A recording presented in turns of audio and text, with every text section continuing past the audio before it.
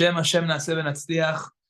B'ezrat Hashem, tonight we continue in the laws of Shabbat. Baruch Hashem. I'd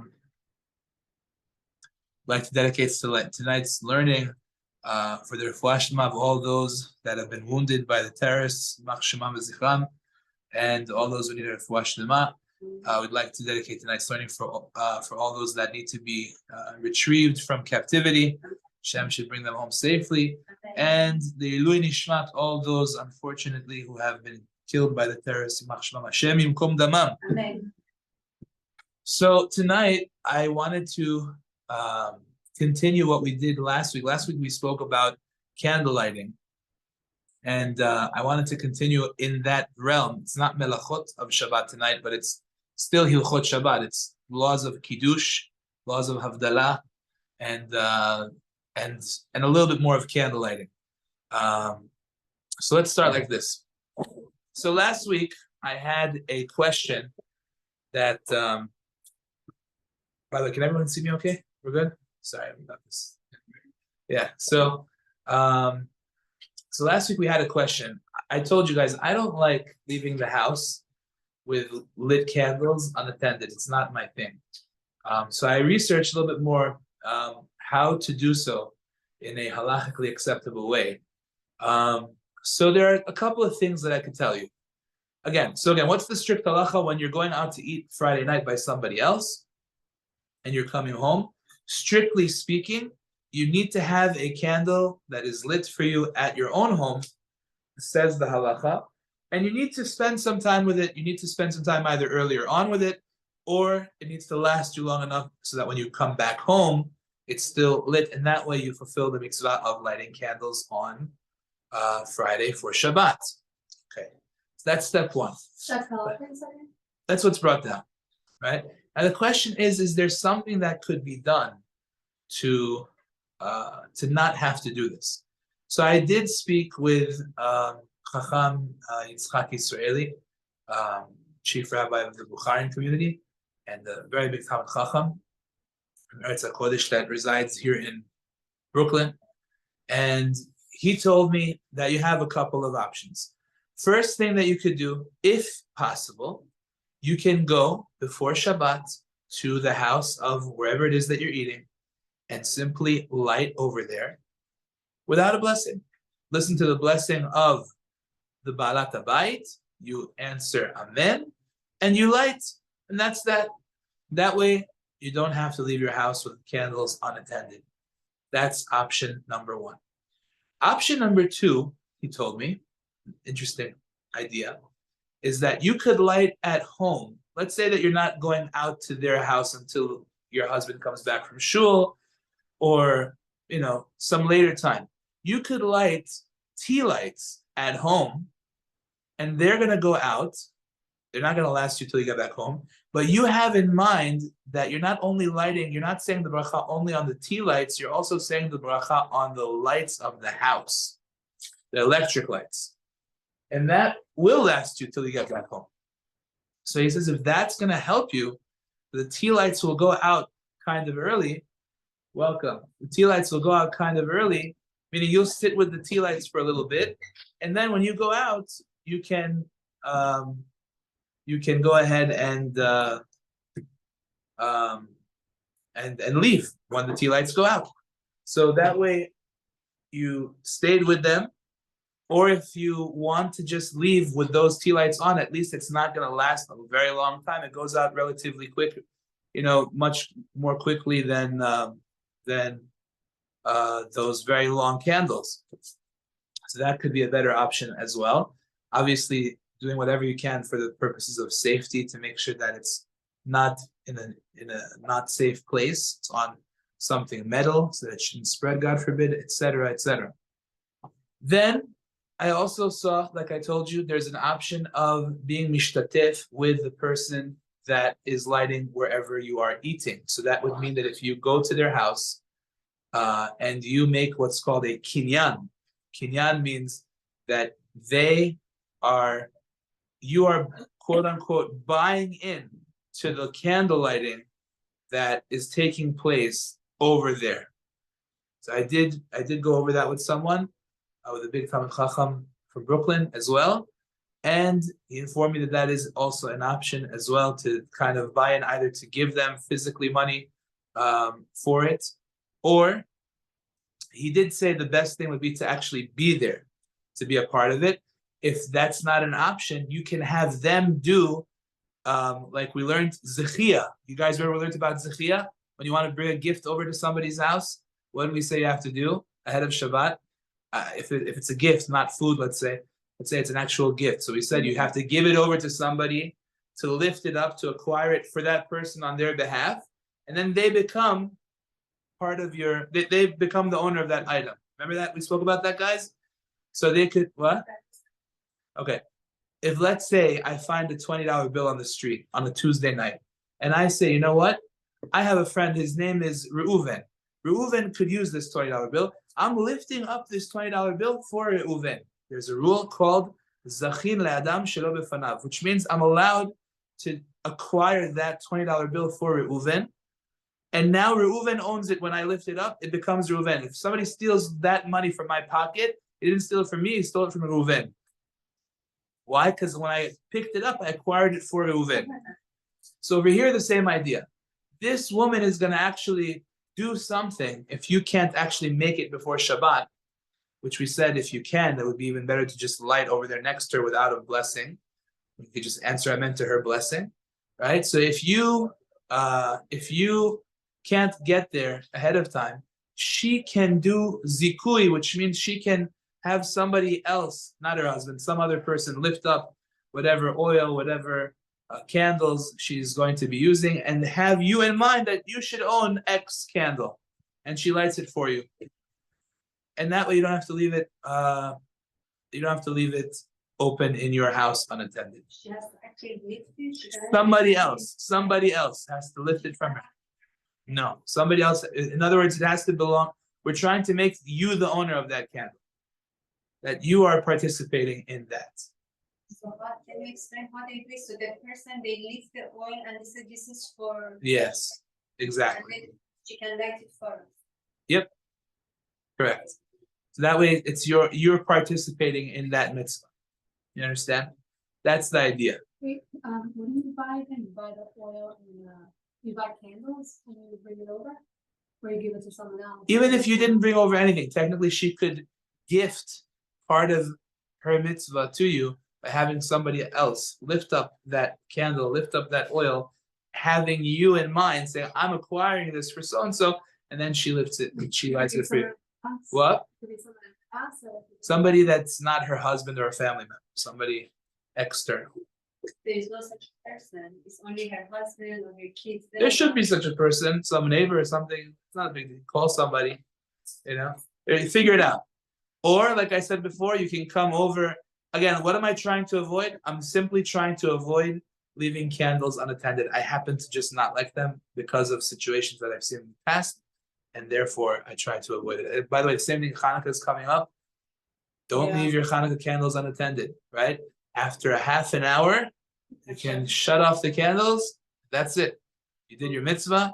That's it. Don't leave the candles unattended. It's dangerous. I'm sorry. If we go there and she's going to light the candle, and you said that we also can light the candle and her blessing include us.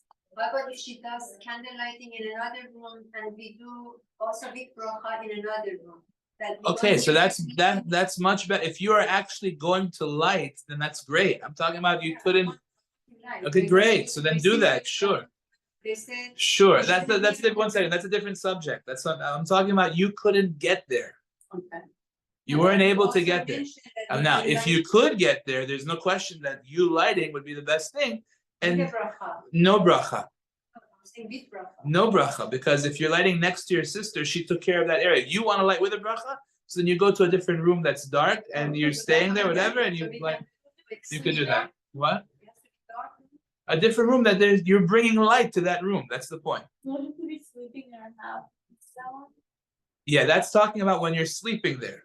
Yeah. Yeah. Okay. There you go. Fine. But if you're not sleeping there, then you shouldn't. If you're not sleeping there, you just in there. You could light there. You could light your candles there. But You would do it, the point being that you would do it next to her, you answer amen to her bracha, and you just like, that's it. Yeah, you just listen to her blessing, you say amen, and you're like, that's it. But do you have to light or you don't have to light? You wanna not miss out on the mitzvah, that's the whole point. Oh, because You don't Rabbi wanna Shmuel Tzipor said if you're in somebody else's house, if you're a guest in their house or something, you shouldn't do anything, just one person lights. Because the whole house. technically, once that lady lit for the whole house, you're exempt. But if you don't want to miss out on the mitzvah, there are a couple of things you could do. Either you go to a different room that does not have light and light over there, or you want to light, you can still do it next to her. Let's say amen to her bracha and light. Yes. Is it true that if you did it, you don't light one Shabbat candle first of the light, you have to add another one? That's what the Rama says. Correct. But it depends on why it happened. That's why. What? What? Yeah. Okay. The Rama does say that if you missed one Shabbat and didn't light, so then from now on you have to add another candle. There is such a thing. What do you mean? You were negligent and you did not light Shabbat candles. I don't believe in that. What? I What? can't. Yeah. Many years ago, 34 years ago. Okay, let's go. All right, so that was with respect to candle lighting. I don't wanna, I just wanted to clarify, because last week I was saying I wasn't sure. I want to just clarify that that's what I did find out. And it's important to make sure that we always, safety first, always. Okay, now, let's go to Hilchot Kiddush. A lot of different rules in the laws of Kiddush. We touched on this last week a little bit. Let's get into it a little bit more. Women are obligated in Kiddush midoraita. It says Zachor et Yom Shabbat Kadsho. We talked about this last week. It says Shamor veZachor b'dibur echad, right? And therefore, since we have the 10 Commandments both saying Zachor, which means to say Kiddush, Zachor et Yom Shabbat, remember Shabbat to sanctify it by saying Kiddush, and Shamor et Yom Shabbat, remember to keep the Shabbat, and they were both said at the same time. So Chazal teach us that whoever is obligated to keep Shabbat is also obligated to say Kiddush, and therefore women have to say Kiddush just like men. Okay, now, since women are obligated in Kiddush, technically, if a woman knows how to say Kiddush and the man does not, she could say it for him. Okay, so we spoke about this last week. Therefore, let's say, God forbid, there's a husband that's not around because he's in the hospital, God forbid. Maybe he's outside of the country, right? He's away, he's doing whatever it is. So now, she must say Kiddush. Let's say you have a kid, a boy that's 10 years old. He knows how to say Kiddush, and the mom is a little bit not so sure. She should not have her son say it for her. She should say it herself because she is obligated midoraita and the kid is not. Even if, let's say, the kid is 13. There's a whole big discussion about it. A child that's 13, you see, there's a misconception out there. Bar mitzvah and bat mitzvah, the age 12 and 13 are not the point. Okay? The point about becoming an adult is 2 pubic hairs, period. For a female and for a male. That's it. Once they have that, that's called adulthood. The assumption that the Gemara tells us is that usually by 13 and for a boy, usually by 12 for a girl, they reach that point. Now, normally speaking, we say, we will rely on that for most things. But for something that is a deoraita, an obligation that is of biblical origin, you have a mitzvah midoraita to say Kiddush, better not to rely on a kid that just turned 13. Okay? It says that they have to. Okay? So it says, V'im yesh nar ben yud gimel shana v'yom echad, you have a kid that's 13 years old. Ach en yado im evi bet sarot, you don't know whether or not he has produced 2 pubic hairs yet. Nachon yoter sha'isha ta'aseh et kiddush. Better for the lady to do Kiddush, v'lo tismoch al kiddush shel hanar hanizkar. Better not to rely on that kid because of the fact that it's not so clear that he's actually an adult yet. However, if she is stuck, whatever the situation may be, and she needs to rely on that kid, then it is permissible to rely on it because we do, if push comes to shove, we do rely on this rule that most likely by age 13, the child has brought forth 2 pubic hairs from his body.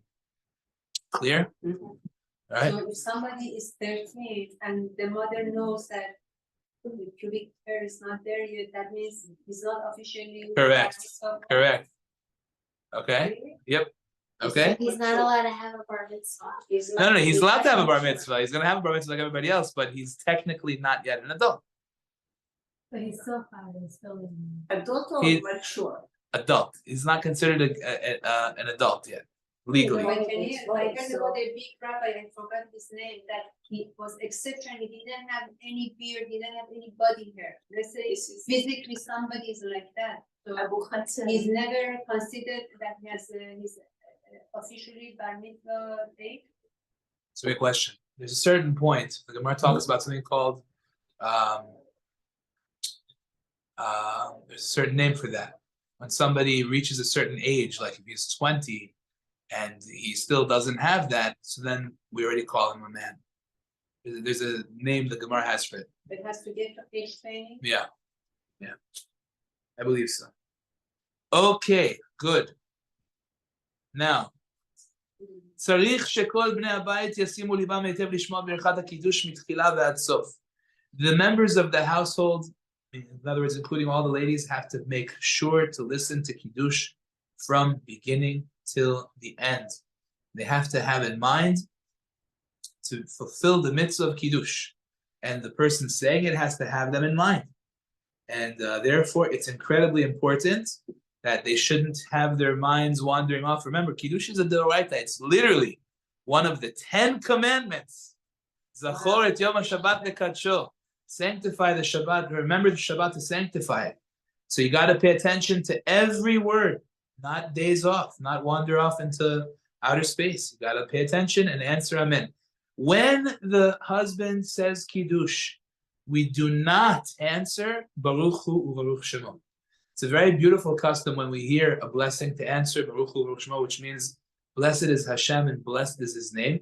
It's a beautiful thing. You're saying, I just heard God's name and I'm not going to let that go by. I'm going to say blessed is Hashem and blessed is His name. Beautiful.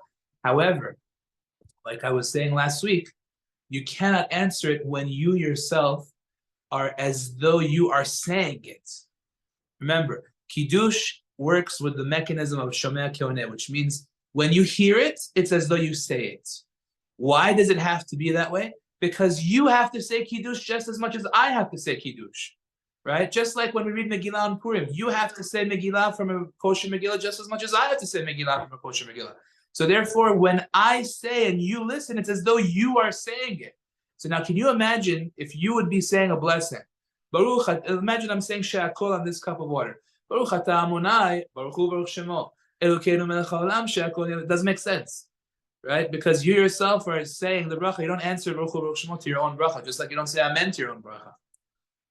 Clear? 100% clear? Are we happy? 1 minute. What? Okay, so which means when you yotze me, Yeah, I don't say boku boku. correct. Always and Okay. forever. When I'm being motzi you, or if you're being motzi me, Yeah. right? I never say Baruch Hu Baruch Shemo. So like you said now the example. is Right. You drink. If I'm If I- saying She'akol in order Yes. for you to drink right now, so I have a tea. If I have a tea and you have a tea and I'm saying She'akol and you want to say She'akol through my She'akol, you don't answer Baruch Hu Baruch Shemo. You understand? I'm yotze when you say shakol. It works. If you don't have to do it that way, but just like Kiddush Friday night, I say Borei Pri Gefen. Yes. Are you saying Borei Pri Gefen? No, But you're drinking, right? yes, How? Because I said it. yes, So okay, you- just when I'm. Okay. When yes. What if the person doesn't live in Balafat and and he doesn't have a mind to yield to other people? It's a problem. It's a And great the question. store having- It's an excellent question. Great question. Let's talk about another scenario. Somebody's getting up to say Kiddush and he's just bombing every word. The Kiddush is in a different language. You know, he just every single word is not coming out of his mouth. It's just not, he's just not saying it. What can you do? It happens, right? Don't embarrass the guy. In that case, and in your case as well, if you know this guy is not having me in mind, and I'm not doing the mitzvah because he's not having me in mind. So what you do is you look at the wine as he's holding it, and you say it yourself. very quietly to yourself. Mhm. And that's how you do it. Now, you got to be very discreet about it. You don't want him to realize that you're saying Kiddush while he's saying Kiddush, because of the fact that he will probably get confused as to why you're doing that. And if he picks up on the fact that you think that he's doing a bad job and therefore you have to say it on your own, it might get a little hurtful, insulting, etc. You're sensitive. So therefore, just do it very quietly. Just say the words to yourself. I would say it in a way that he does not hear it, and then just do it. And then you just, and again, at that point, no Baruch Hu Baruch Shemo, just because you're saying it literally yourself. So, and that's it. Yeah. What if you don't know by heart? Did they both again? You could look in the thing, the bench here. Then it's like obvious. Well, why can't you follow Yeah, I along? You're know. following along. You're following along. No, again. Okay, so you could, after you hear him say it, you say it. Right? Yom HaShishi. Shamayim. Also, what if people say like, sometimes my friends say like Goffin, like they do it the Yemenite way. Okay, That's it's all good. Often. It's all good. Very good. That's all good. That's beautiful. Great. We have to have. After. Well, Have a drink from back. okay, great question. Do you have to drink from the wine? Yes. Absolutely How not. much? Absolutely not. Really? You do not have to drink anything from the wine. As Okay. long as the person saying Kiddush has to drink. Yeah. But as long as he drank the wine, which is he has to have melol ugmav, which means a cheekful, it's about 1.7 ounces or so. He had that amount, the mitzvah has been done, and you don't need to drink anything. And what if he doesn't? And the same holds for Kiddush Shabbat morning. Okay, clear? What if he doesn't drink wine? So somebody should drink the required amount. If he just took a sip, so then somebody else should have in mind that I'm gonna be the one to have the whatever 1.7 When ounces. the woman does. The cup has to at least be 3 ounces. Can Right. you pour into a different cup grape juice, or has to be the one he was holding? So there are different customs out there. In my family, the custom is that we all drink from the same cup. I don't know if you guys do that. Yeah. We all drink. Yeah. We It's okay. because we say the Gavia is Chesed, Okay. so we all drink from the Gavia, which is Chesed. Amazing. Beautiful. So we all drink from the same cup.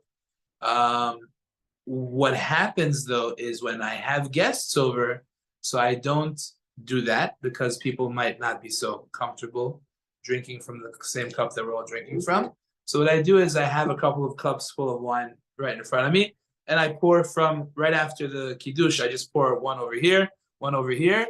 I drink, give my wife, and then I dish out to everybody else. You But it understand? has to be 2 cups? They do one No, cup? just because I have people on this side, I have people on that side, and just want to send it out. You do it out before you drink from it? I pour before because people are a little bit like Right. finicky. They don't want to drink from what I just drank from, and maybe somebody has a cold or whatever. You know. When the woman does the Kiddush, how much she has to drink from the wine? Same thing. Below. Melol ugmav. Yeah, But exactly. to go one, so you can do little by little. It's a little bit. 1.7 ounces is very small. It's not a lot. And never go. No, So so Yeah. the that's problem, the she go little by So little. do as much as you can.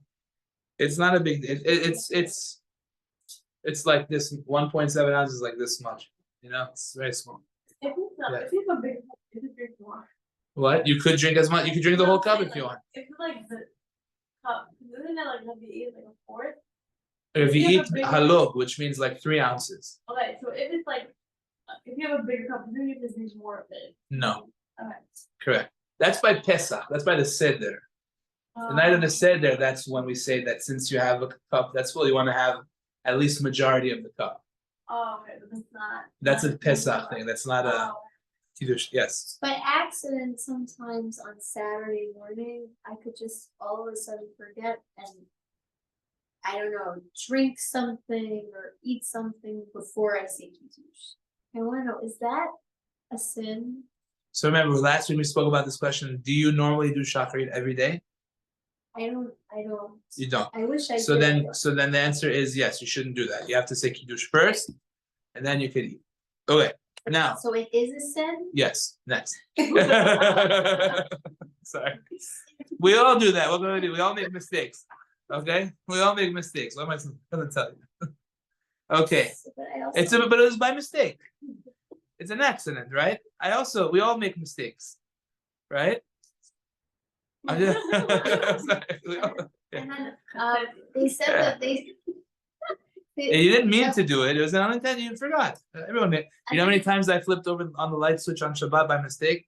It's an I accident. I don't didn't believe mean. you've done that many times. One time is one too many. You walk in, you wake up half sleeping, Once without they realizing- were Yeah. later. it happens. What can you do? So that's why you try and get these metal things, these little plastic things, just put them over there.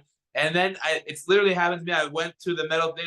Oh wow, thank God. You know, Baruch Hashem, that Because we're half keeping, It's- half not keeping, so those covers saved our lives, because we Yeah. were miserable every Shabbat, every Yeah. back of the light would be off. yeah, exactly. Okay, good. Let's go. Question. But the thing is that I learned that the wine can become pasul. If you Yeah, pour it, like, I thought you could reuse your wine, like Friday can. night, like. you can, but you see there's something called wine, which is pagum. Pagum means if, let's say I said Kiddush on this cup, right? Full cup of wine. I drank from it. If I want to say now Kiddush on this cup of wine, I can't, because wine that you drank from, you cannot use for Kiddush anymore. That's called wine, that's called pagum. But what you do is take some wine from the bottle, pour it in, then you put it back in the bottle. Now that wine is fresh and good as new. But she said you can't. That you could do. Okay? But she said you can't pour It that. doesn't matter what she said. Rabbi I don't know who she is. doesn't- Rabbi Tzibor's wife. Okay, so we'll talk. She for sure meant something else, because you could fix the wine How can you fix the wine? by pouring some wine into it, right? You fix the wine, you can put it back. That fixes the wine. I don't understand. What do you mean by pouring it? Like, Here I drank from this wine, right? you I said Kiddush on this cup of wine, correct? Okay. Now let's say I drank half the cup. I don't want to drink the rest, and I don't want to throw it away either. Okay? But I want to use it again for Kiddush tomorrow. I could take the bottle of wine, pour into it, okay? Pour it back into the bottle, and now it's good. Then you also have wine that people put their mouth or they drank from. Oh, like from the bottle? No, not from the bottle, no, but from the cup. Again, that's what I'm saying. That's what just happened here, but I fixed it.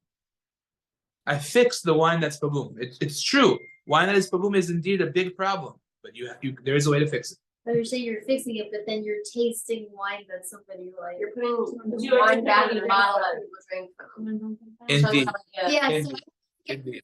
Like, to drink- Okay, that's not a halakhic thing anymore. That's yeah. Germ. What Yes. What if you pour that wine into this cup? Let's say it's in this cup, and I pour it out, I drink from this cup, right, this one still fine, To say Kiddush on, you have to fix it. okay. You have to fix the wine. Does it have to go back into the bottle though? I just pour it into another cup with some fresh wine? I believe so.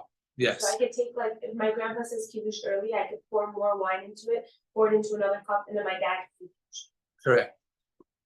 Yeah. Sorry, if we say Kiddush and some of the wine is left over and we wash hand, can we drink the rest of that wine with the meal without? Sure, any rubber? sure. Sorry. Sure. No problem. Yes. This just went with the Kiddush thing. I brought it up to my mom when she was saying that her rabbi also told her that you can have a mizolo with the drink before Shachari. Is that true? You're supposed to. So have that's this- probably Chabad. No. No? From Tori, from Rosin. Okay. Then So you have a meal. what? So things like this. It depends on what you're. Again, remember, do you pray Shachrit every day? So your obligation to say Kiddush doesn't take effect until after Shachrit. But it's trying to explain the reasoning for that. The reasoning for that is, like I was saying last week, that due to the fact that you can't really eat before Shachrit, so we can't obligate you to say Kiddush which requires you to eat. You understand? That's really what's going on over there. So Chabad has a thing where they bedafka want you to, yes, eat a little bit before Shachrit so that you're not thinking about food while you daven. But generally speaking, that's not what's done. So therefore, if you're asking me, the answer is no, you should not really be eating before Shachrit. No, just shahar. Just have a drink. You're allowed to have before Shachrit the minimum that is necessary for you to wake up, feel refreshed, and that's like if it's a coffee, because you're not supposed to do things that give you gava. That's what it says in the Shulchan Aruch, that gava means arrogance. Like if, let's say, on a regular Tuesday morning, I can have a regular, coffee over here from the coffee station, or I can go and stop in and get I don't know, espresso, with the cream on top and all that stuff. That's technically also a coffee, but it's already fancy schmancy. It's more than what I need. Understand? A cup of water, no problem. Even a cup of hot cocoa is not such a big deal. You know what I'm saying? It takes some powder, but it's not a big deal. It's not fancy schmancy. But this guy that's making himself a special, with the espresso machine and all that stuff, that's already overdoing it. So if the person feels like they need the cookie in order to be able to have straight to daven, can they? If they're on the weaker, like my mom's the type, like when she wakes up, she needs It that. says in Shulchan Aruch, if you feel sick, which means that, or if you're extremely hungry, which is also called sick, you're extremely hungry. So then you're allowed to eat food. You're allowed to eat bizarre. But other than that, you shouldn't really be eating. Yeah, that's what it says. Okay, let's go. Now, guys, we have a lot to accomplish. Come on. Okay.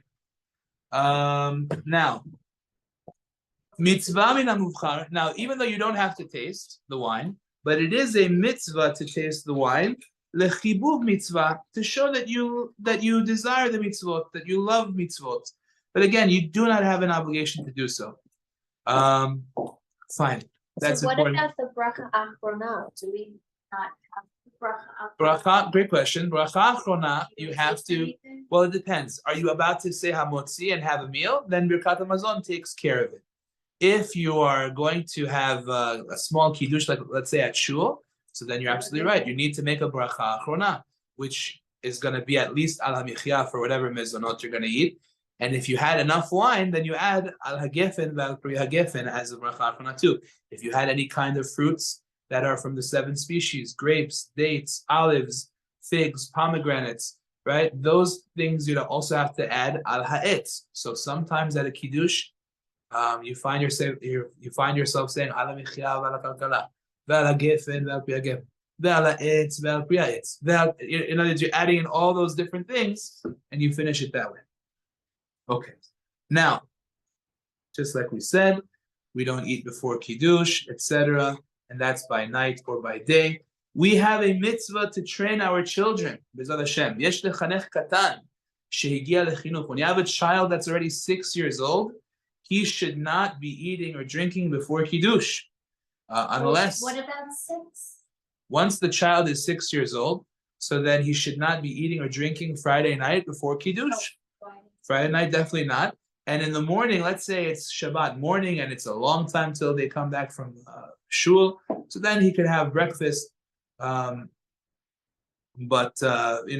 that, you want to train the kids to not eat or drink before Kiddush. It's very difficult for me because my younger one is like very rambunctious. Okay. So like to have them both, like I like to give them their own little children's dinner before we eat because it's just a little easier for me to do that. Can you say Kiddush for them first? So can I do that? Sure. So they can have their own little Kiddush Friday night and then have dinner Say and they're good? Say Kiddush for them. I guess you would have to say mezonot for yourself so that you can fulfill the mitzvah of Kiddush. And then they eat. Okay? So I can do that. I can, after I light candles, I can. Yes. Do that. Yes. The point is that you want to if they are of age, they should be training to go ahead and to say Kiddush first before they eat. Okay. A couple of important points about Kiddush. So number one, we cover the bread on the table. Okay. underneath the bread should be something, and on top of the bread should be something. There are two reasons we cover the bread during the Kiddush. The first reason is because, as you know, the bread represents the man. The man came down from Shamayim on Friday as a double portion, and man had on it a layer beneath it and a layer above it. There was dew below and dew on top. For that reason, we cover it beneath the chalot and above the chalot as well. And we also cover the chalot so that the chalot do not get embarrassed from the fact that we're saying the blessing over the wine first. Usually we say the blessing over the hamotzi first, and tonight we're saying the blessing over the wine, so it's getting shamed. It's a famous story with a guy that once a lady came to complain to the Chafetz Chaim. She said, my husband degrades me, yells at me, he's not nice to me, and he shames me in front of other people, etc. And the Chafetz Chaim told her, go ask your husband if he covers the challahs on Friday nights. So she said, okay. And the guy didn't understand. What does the Chafetz Chaim want from me? Why is he asking if I cover the chalot Friday night? And he went and he asked him, he said, because, well, why do you cover the chalot? So that you don't shame the chalot. Because the chalot usually come first before the wine.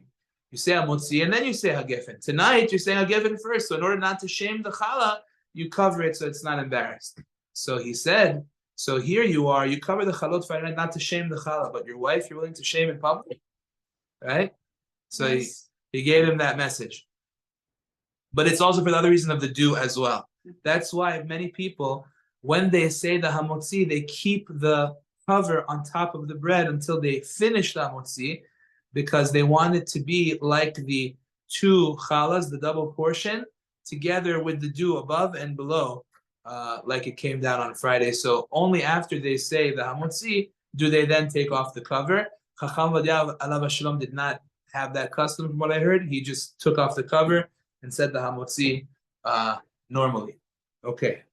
The same thing, by the way, applies to if you're not eating bread. Let's say it's a kiddush at shul. You need to cover the cakes that you have at shul, or wherever it is, which is the regular kiddush. Whatever it is that's your mezonot, that would also come technically before the wine. You need to cover it as well.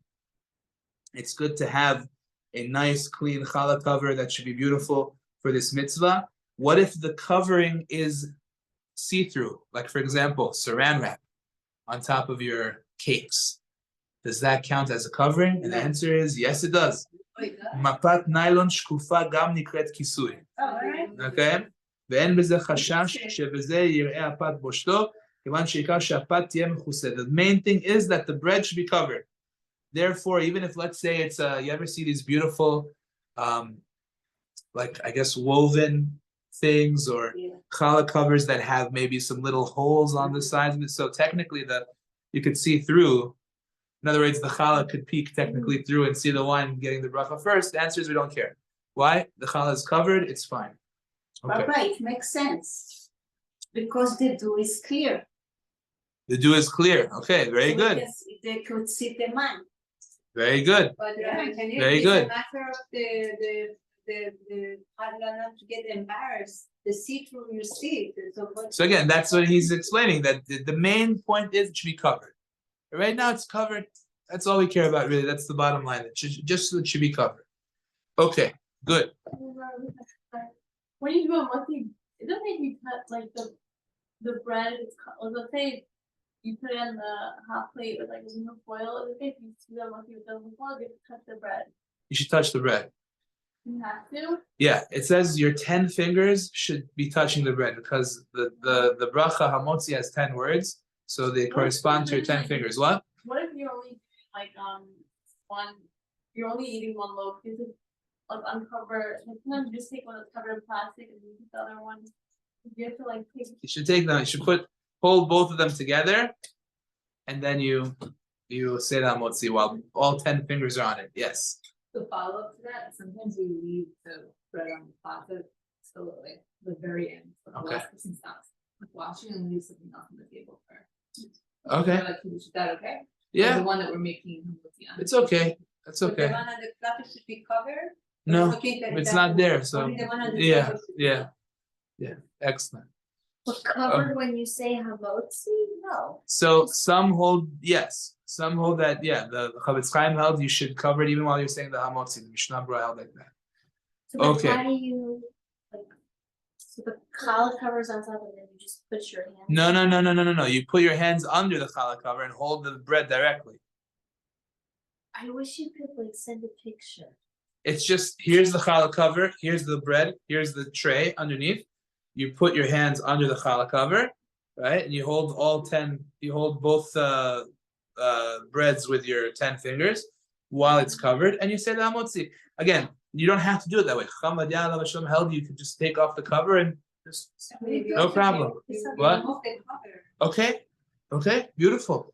Okay, now gam hanashim chayavot besudot Shabbat. Women are obligated in all 3 meals of Shabbat, and also in lechem mishnah. So if you sit down at Sudah Shlishit, technically you need to have 2 loaves of bread. You need to have 2 rolls or whatever it is, 2 whole loaves of bread. Okay, why?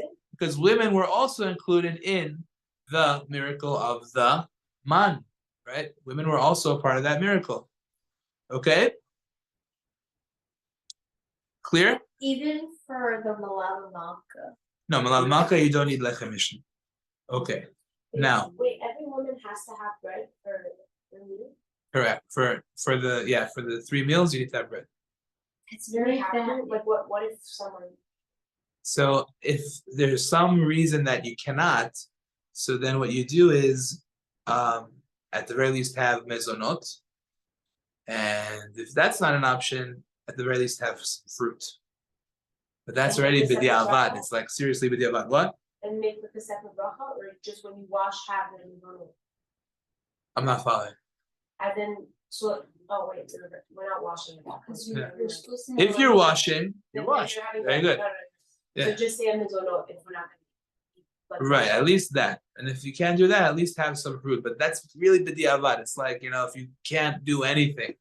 No, but like maybe not to be funny, for health reasons, what if someone really just doesn't eat bread? Like they're on a diet and you lose weight, they cannot eat bread Yeah. at which time. So you have you do see you want to do it in a way, you want to set up your Shabbat in a way that you'll be able to do special sheets. So in other words, cut out, let's say, something else from a different meal so that you could have your small little bit of bread by the Sudash sheet. You know what I'm saying? Use like wraps, like tortilla, stuff like that instead. Like it doesn't have to be flour.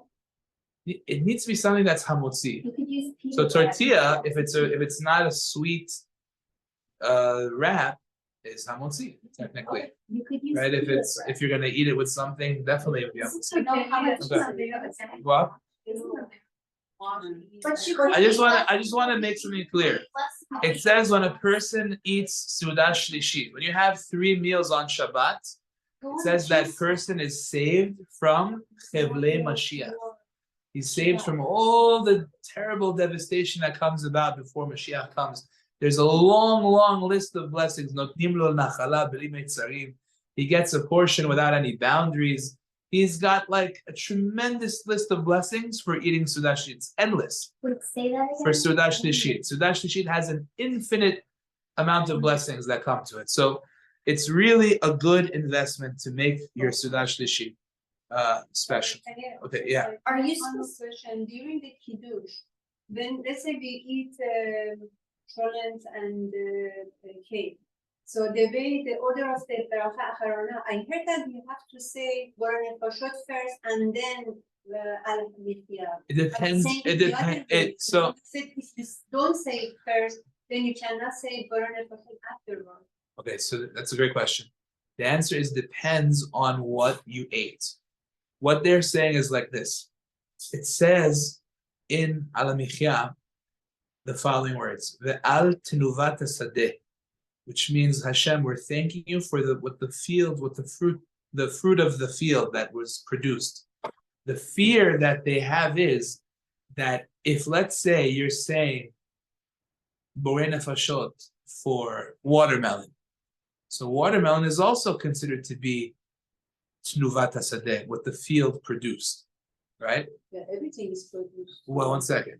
So therefore, they're telling you, if let's say you have to say Ala Michya for cookies, and you have to say Borei Nefashot for watermelon, if that's all you have to do, so better to say the borei nefashot first, and then the alamichya for the watermelon, because the alamichya for the cookies could cover the borei nefashot for the watermelon potentially. And if you And make a therefore, and one second, mistake- and therefore you find yourself in a question as to whether or not you can still say borei nefashot. So, 1 second. But let's say I had watermelon and I also drank a cup of water, so Tnuvat HaSadeh does not exempt the borei nefashot for the water, so I would still have to say borei nefashot anyway. So then it would not matter if I said alamichya first. You don't say borei nefashot for water. We most certainly do. After drinking water, we say borei nefashot. If you have a cup of water, of course you say borei nefashot. Sure, Are you serious? extremely serious. After drinking water, we have to say borei nefashot? If you have a revi'it of water, which is 3 ounces of water, Once. and you have it in a shot, you have to say borei nefashot. Not sip, sip, sip. When you drink it, Oh, No. Usually, when you drink water, you say borei nefashot. That's what you do. Okay, hot water, sipping it little by little is something else. That's hot. Only when you go When you straight when you have a regular cup of water, regular cup of orange juice, regular cup of Coca-Cola, regular cup of 7-Up, whatever it is, you drink it like that, you say borei nefashot So afterwards. Rabbi, if you make a mistake and we forgot and we say alhamdulillah, and yet also has something that we have to say borei nefashot, so we cannot say borei nefashot afterwards. It's I don't know. It's a good thing to switch the order if that's all you have to say borei nefashot for. Again, it's a good thing. I don't think that it prevents you from still saying borei nefashot. And if you're still concerned, you go to somebody else who still has to say borei nefashot, and you have them say it for you. You answer amen. Understand? Yeah. Should your Seudah Shishit be lavishing? Like, should it be nicer than your lunch? No, Is it that's better not what's for, like- commonly done. Cause someone told It's me- sometimes very rough on the stomach. Is Is it better to eat less for lunch and have a nicer? It's not usually what's done. So that shishit is usually a little bit lighter. Okay, good. Now, it's a beautiful thing to set the table on Shabbat with nice, beautiful flowers, with different things, and you can make a blessing over the flower, or hadassim, or whatever it is. That way you get up to Mea Berachot, which is a wonderful thing. A couple of more points I would like to make. When you say Birkat HaMazon at the meal, we have to say Ritzeh V'Chalitzenu. There's a big difference between Seudot numbers 1 and 2 versus Seudah number 3. Seudot number 1 and 2, if you forget Ritzeh V'Chalitzenu, you're in trouble. You need to make sure to say it. If you caught yourself on time, which means after you said Ritzeh V'Chalitzenu, you then said V'tivnei Yerushalayim Yokodesh Mimenu B'chad Hashem Bonei Yerushalayim. You said, shoot, I forgot. Let's say. So at this moment, you look in your sidur, you look in your birkon, and over there is a little bracha that you're supposed to say. Baruch atah Hashem Elokeinu melech haolam asher natan Shabbatot le'amo Yisrael le'od v'le'brit Baruch atah Hashem mekadesh Shabbat, and you fixed it. Even if you started the next bracha, Baruch atah Hashem Elokeinu melech haolam, and you're about to say Hakel Avinu Malkeinu Adirenu Borenu, that's bracha number 4. But then you caught yourself and you said, oh wow, I didn't say Ritzeh. You could now convert that 4th bracha into the bracha to save yourself for not saying Ritzeh, the one I just mentioned a second ago. So you were about to say Hakel Avinu Malkeinu Adirenu Borenu, and instead you said, oh shoot, I didn't say the other one. So now you could say Asher Natan, right? Shabbatot La'amo Yisrael le'od v'lebrit Baruch atah Hashem mekadesh Shabbat. You can fix it. In other words, if you catch yourself on time, then you save yourself from having to go back. If you already started the 4th bracha and you did not catch yourself, you now have to repeat Birkat HaMazon.